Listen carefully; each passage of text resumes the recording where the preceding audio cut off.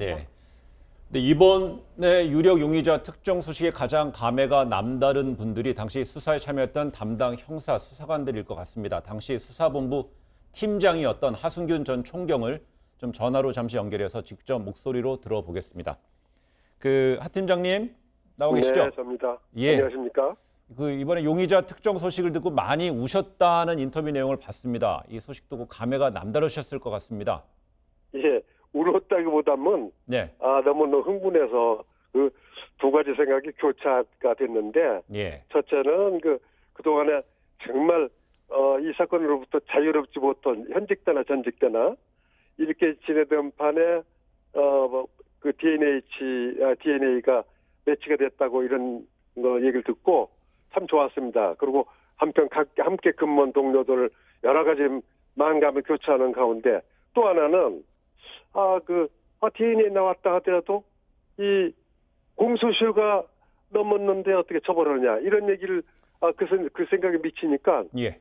정말 몹시 화가 났죠. 예, 그 당시에 사건에 투입해서 그 생활을 해보지 않은 사람은 이거 모릅니다. 예. 그래서 그런 생각이 참 여러 교차했고 그랬다는 말씀을 그렇게 드립니다. 예, 당시 그 수사 이야기 좀 부탁드릴 텐데요. 몇 차 사건 때부터 어떤 역할로 수사에 참여하셨던 거죠? 네. 1차, 2차 때는 제가 바로 인접서인 예. 수원경찰서 형사계장 경위신분입니다. 계급이. 예. 그럼 그 당시 관행적으로 인접서에서 살인사건이 나면은 그 공조 차원에서 가봅니다.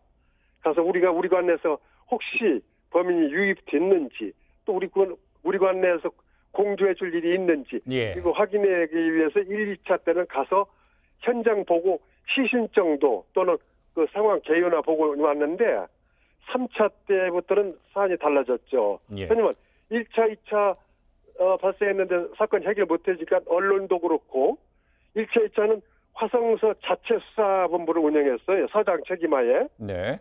그러다가 3차 때부터 경기도 경찰국 당시죠. 예. 경찰국에서 직접 수사를 장악해서 그러면서 제가 그리 투입됩니다. 화성으로 수원 형사계장 직위를 유지한 채 화성으로 투입돼서 사실상 3차 때부터 수사에 참여하게 됩니다. 알겠습니다. 근데 선생님은 한 언론 인터뷰에서 범인을 못 잡은 것은 패배자란 자괴감은 좀 덜었지만 이 좋지만은 않다는 표현을 쓰셨는데 가장 수사 중에 힘들었을 때를 꼽는다면은요? 예. 처음에야 가벼운 마음으로 쉽게 해결될 줄 알고 갔지만은 수사에 참여하다가 3차, 그다음에 좀 있으면 4차.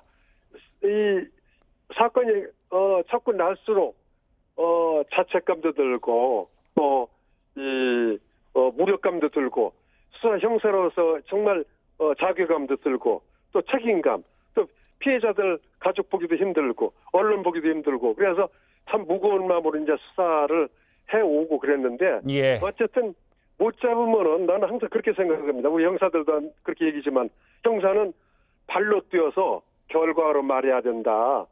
그랬는데 결과가 없잖아요. 예. 이게 참 가슴 아프게 사건 제가 92년도까지 부서를 진급해서 옮기기 전까지는 92년도 초까지 그 수사에 관여했거든요. 그래서 몹시 참 이 사건 생각만 하면 가슴이 아프죠, 전체가. 알겠습니다. 선생님, 그 증거물과요 유력 용의자의 DNA는 일치하지만 기존에 알려진 범인의 혈액형과 달라 말이 좀 있습니다. 이에 대해서는 좀 어떻게 보시는지요? 예, 제가 그 점을 너무너무 참 마음이 아프고 가슴 아프게 생각하는데 명백히 하고자 싶어서 제가 이 인터뷰에 응하게 된 겁니다. 예. 어떤 언론을 보면은 마치 범인이 B형으로 특정되어 있는데 이 사건 용의자는 O형이다. 그러므로 이 사람은 화성 사건하고 관련이 없지 않느냐 이렇게 분위기가 퍼지는 데 대해서 굉장히 당황합니다. 네. 예를 들자면은 이건 제가 이렇게 설명할 수 있습니다. 현장에 살인사건 현장에 가면은 우리는 제발 범인이 실수라도 해서 네. 자기가 가지고 있던 소지품 심지어 실수해서 흉기라든가 뭘 떨어뜨린다든가 아니면 피해자의 옷가지라든가 이런 데서 자기 실수해서 뭐 타액이나 정액이나 이걸 남겨주길 바라고 모든 걸 수거를 합니다. 네. 예를 들어 전장에 담배꽁치, 뭐 먹다 내버린 우유팩, 뭐 이런저런 걸 다 수거를 하고 그런데 제가 그 전에 발표도 했지만은 거기에 A형도 B형도 있고 AB형도 있고 O형도 있고. 예. 근데 B형이 조금 더 수가 많았다 이런 정도고 특히 제가 강조드려서 말씀드릴 수 있는 것은 5차와 7차 사건은 제가 직접 피해자의 일체의 유리품을 모두 비닐에 싸서 정성껏 해서 DNA 자료로 해서 봉인해서 이제 보낸 바도 있는데 네. 그리고 어떤 경우는 그 6차 사건의 경우는 그 피해자가 추리닝을 입었는데 거기서 B형이 나왔어요. 예를 들자면은. 예.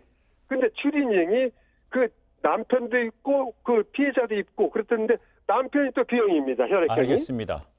그래서 B형으로 특정되지 않았다는 것을 그 당시 형사들은 다 아는데 어떻게 요즘 B형이 범인이다 이렇게 그 오도가 되는 것 같아서 마음이 좀 알겠습니다. 아픕니다. 지금 당시에 현장 수사 팀장이셨던 우리 하 전 총경께서는 당시에 수사 과정에서 많은 증거물 중에 나온 것 중에 B형이 좀 많긴 했지만은 그 용의자의 그 혈액형이 B형으로 특정하고 수사를 한 건 아니다라는 얘기를 하시고 있는데요. 그렇다면 이번에 그렇습니다. 그 유력 용의자로 특정된 그 이 씨는 당시에 유력 용의자 선상에는 없었습니까? 예, 제가 그 점에 대해서 참 정말이지 같이 수사에 참여한 한 팀장으로서 정말 이럴 수가 있나 생각이 드는데 이렇게 설명하면 이해가 가실 수 있습니다. 네. 지금 이 용의자가 부산교도에 있어서 그 94년도부터 복역 중인데 뜻밖의 이 모범수랍니다. 네. 그 모범수라고 하는 것은 가석방을 염두에 둔 행위라고 이제 보여지는데 그 당시에 그 지역을 그 범인이 살았던 지역이 진안리고 태안면 진안리가 제6차 사건 난 자기 동네에서 그 범행을 했는데 결론적으로 네. 그 형사들이 주안점을 가지고 수사했던 물론 팀별로 지역을 담당했기 때문에 아마 착안한 것이 그 동네에서 좀 까불까불하고 말이죠. 그 이상한 신하고 불량하고 이런 주민들한테 탐문하는 과정에 이놈이 노출되지 않았을 가능성이 있습니다. 그래서 요즘 소위 하키코모리라고 예.